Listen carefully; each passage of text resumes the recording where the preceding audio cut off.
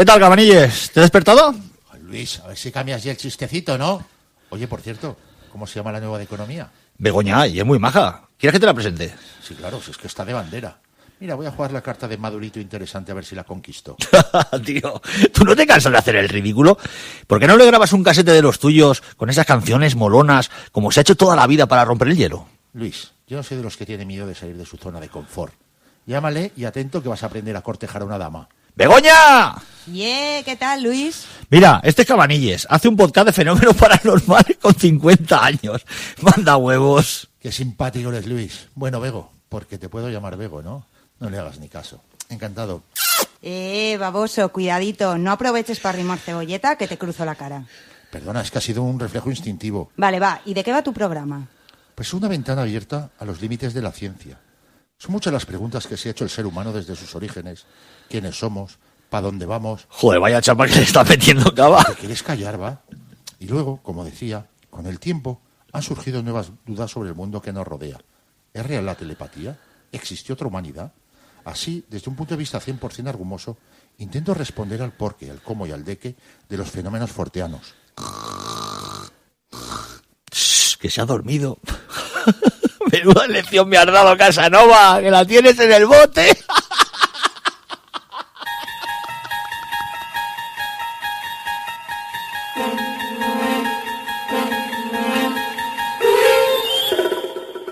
El universo es muy grande y pasan cosas muy raras que dan mucho miedo.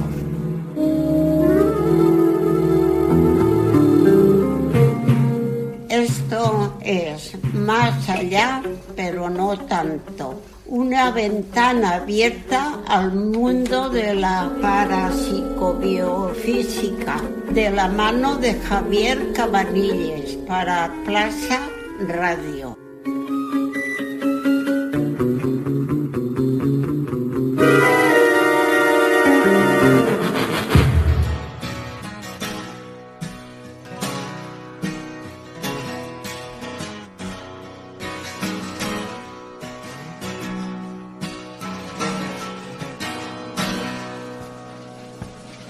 I've been living like a dog for the last 4 years, and the maggots been eating at my bones. I've been burning up my body with drinking, and I can't leave them women alone. Every man gets sick deep down when he looks inside himself, so he turns toward the outside just to disregard his health. But I found salvation. The King is called. Hola amigos, bienvenidos una semana más a Más Allá, pero no tanto. Pero esta no es una semana cualquiera, porque es una semana de vacaciones.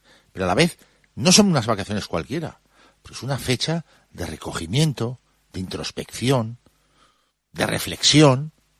Bueno, esto es en la playa, lo supongo, claro.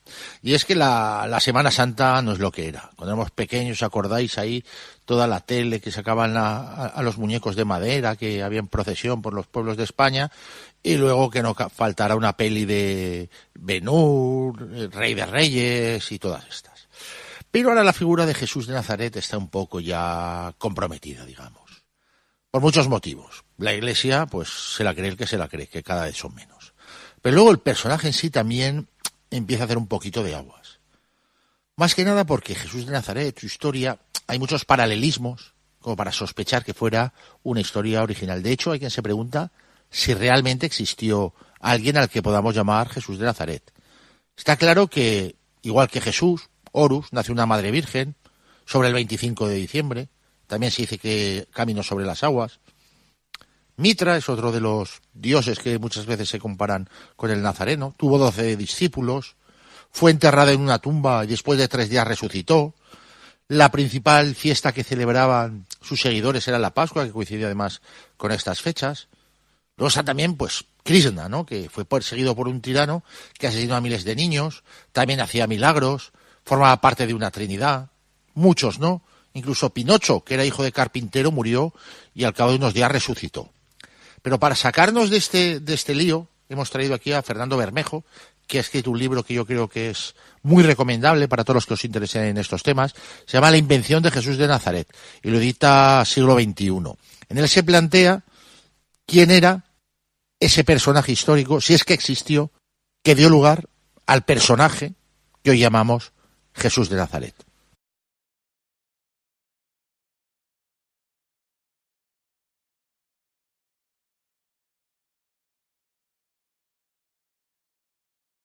Pues Fernando Bermejo, muchísimas gracias por estar con nosotros, por haber aceptado la invitación.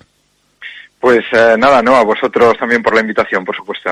Oye, mira, una pregunta que te quiero hacer, que es facilita así para empezar, porque libros sobre Jesús, quién fue, quién dejó de ser y todo eso, pues salen varios todos los años, ¿no? ¿Tú en qué medida crees que el tuyo, La invención de Jesús de Nazaret, es una obra novedosa, ¿no? Que va a encontrar el lector que no esté en otros libros. Ajá. Pues bueno, la verdad es que yo he explicado en más de una ocasión que este libro presenta una paradoja, y es que yo no tengo el prurito de originalidad. De hecho, que creo que quien se jacta de ser original al hablar sobre la figura de Jesús de Nazaret o es un ignorante o es un charlatán o es ambas cosas. Precisamente porque sobre la figura de Jesús a lo largo de los siglos se ha escrito ya prácticamente todo, ¿no? Lo que se podía escribir. Lo que me parece que sí aporta de novedoso este libro es lo siguiente, ¿no? En primer lugar, el hecho de estar basado en parte en investigación propia, es decir, antes de escribir este libro yo he publicado un gran número de trabajos, ¿no? En revistas especializadas, muchos de ellos en inglés, ¿no? Lo verá el lector el oyente en la bibliografía, ¿no? En segundo lugar, aunque es una obra histórica, no se limita a ofrecer datos, sino que busca fundamentarlos, ¿no? Es por tanto una obra esencialmente argumentativa, que busca explicar al lector por qué se afirma lo que se afirma, ¿no? Y en tercer lugar, una característica distintiva de este libro es su voluntad abarcadora, ¿no? Aborda en su primera parte las cuestiones metodológicas, en una segunda parte la reconstrucción histórica del personaje, en la tercera el proceso de magnificación, ¿no? De divinización de Jesús, y en la cuarta la historia de la investigación. Entonces, yo creo que no hay en ese sentido nada semejante en la bibliografía en lengua española y tampoco, por lo que sé, en el panorama internacional. Quiere decir, mira, para millones de personas, para creyentes y para no creyentes, pues Jesús de Nazaret, la imagen que tenemos es la de una especie de pacifista que vivió hace unos 2000 años en Palestina, que fue crucificado por desafiar la autoridad del templo y que acaba creando una nueva religión. Pero en tu libro tú hablas de Yeshua ben Yosef, que es un judío presumiblemente real, dices tú, que no tiene nada que ver con esta imagen. ¿Quién pudo ser ese Yeshua ben Yosef histórico?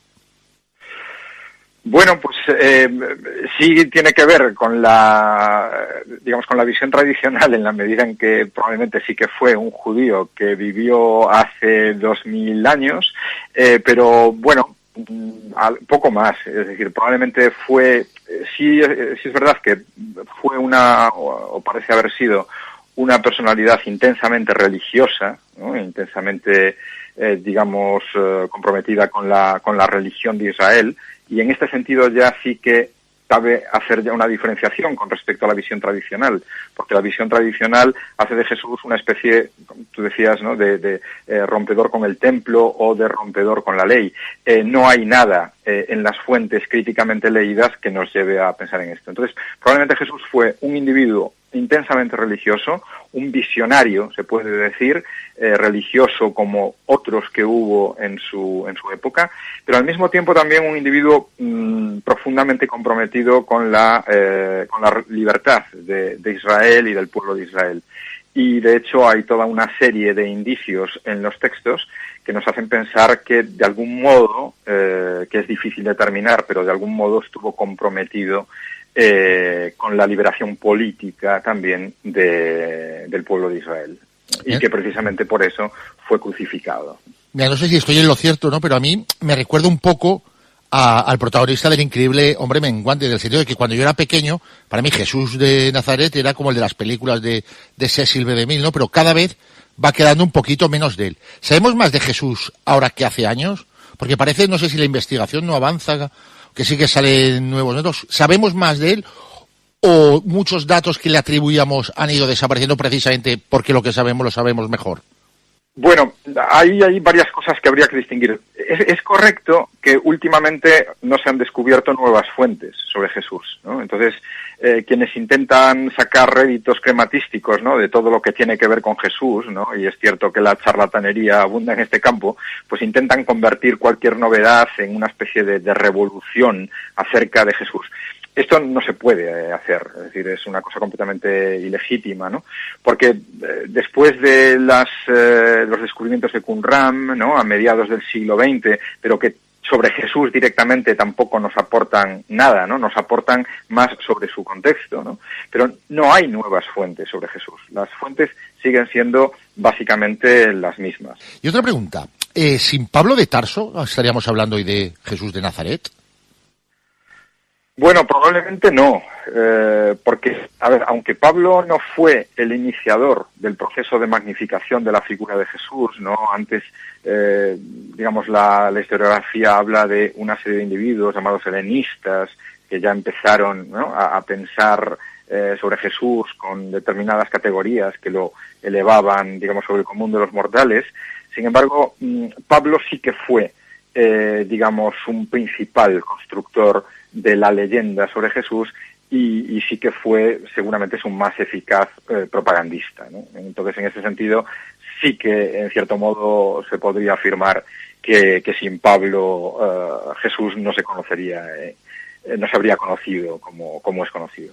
Y la invención de Jesús de Nazaret, que es el título de tu libro que hemos dicho, puede referirse a un proceso involuntario, ¿no?, que sus seguidores van reescribiendo al personaje, digamos, de manera natural, pero también puede ser un proceso voluntario, el de querer ajustar el personaje a unas determinadas ideas, a unas doctrinas y con una intencionalidad concreta. ¿A cuál de estas dos invenciones se refiere el libro?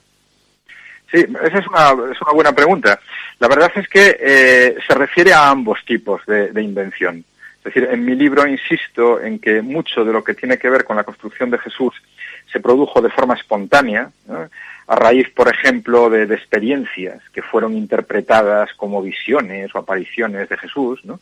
Pero hay momentos también en que la voluntariedad y el ajuste consciente de la figura, ¿no?, a determinados intereses personales o colectivos también se produce. Entonces, en ese sentido, diría que sí, que se refiere a ambos tipos de invención. Y dentro de esta invención, ¿no?, estaría la tesis de que jamás hubo un ser humano al que hoy llamamos Jesús de Nazaret. Yo creo que los oyentes pues conocerán sobre todo el libro este que se hizo famoso hace unos años cuando se publicó en España de la conspiración de Cristo, de Archai, una profesora que murió. ¿Cuáles son los argumentos de los mitistas para negar la existencia de un ser humano, de un personaje histórico que dio lugar a Jesús de Nazaret? Sí, bueno, la verdad es que hay mitistas de muchas clases, como tú seguramente sabes, ¿no? Y por tanto también hay argumentos muy diferentes. Y hay también que decir que, aunque hay mitistas que francamente, digamos, carecen, digamos, del bagaje intelectual suficiente como para hacer una obra seria, sí que hay mitistas que son serios, que son personas que saben perfectamente lo que dicen, ¿no? Digamos, para simplificar, que los mitistas consideran que ninguna de las fuentes sobre Jesús es fiable y que la escasa atención que las cartas de Pablo de Tarso prestan a Jesús como figura histórica, ¿no?, es más fácil de explicar si Jesús no existió. Podríamos decir más cosas, pero digamos que yo diría que esto es algo fundamental desde el punto de vista de los mitistas. Porque tú rechazas la teoría de los mitistas, no estás de acuerdo con ellos, preferencia de otros autores, tú sí que reconoces que algunos de sus argumentos son sólidos, o por lo menos que no se puede desechar sin más sus hipótesis. ¿Qué preguntas o qué argumentos de estos historiadores consideras tú que son válidos, en el sentido de que por lo menos han ayudado a desentrañar el misterio de Yeshua ben Yosef? Bueno, más que considerar argumentos válidos, yo me refiero al hecho de que algunas afirmaciones que los mitistas hacen contienen una parte considerable de verdad, lo cual no implica aceptarlas en su totalidad ni aceptar sus conclusiones, ¿no? Pongo un ejemplo. Los mitistas insisten en que las fuentes sobre Jesús, pues, pensemos en los evangelios, en Flavio Josefo, son muy problemáticas y están infestadas, ¿no?, de noticias, de material que no es históricamente fiable. Pues bien, esto es completamente cierto, ¿no? Y también afirman que la figura evangélica de Jesús se parece mucho a la de otros héroes y figuras legendarias de la literatura grecorromana. Y por tanto ellos dicen, ¿no?, que es reductible a ellas. Bien, que la figura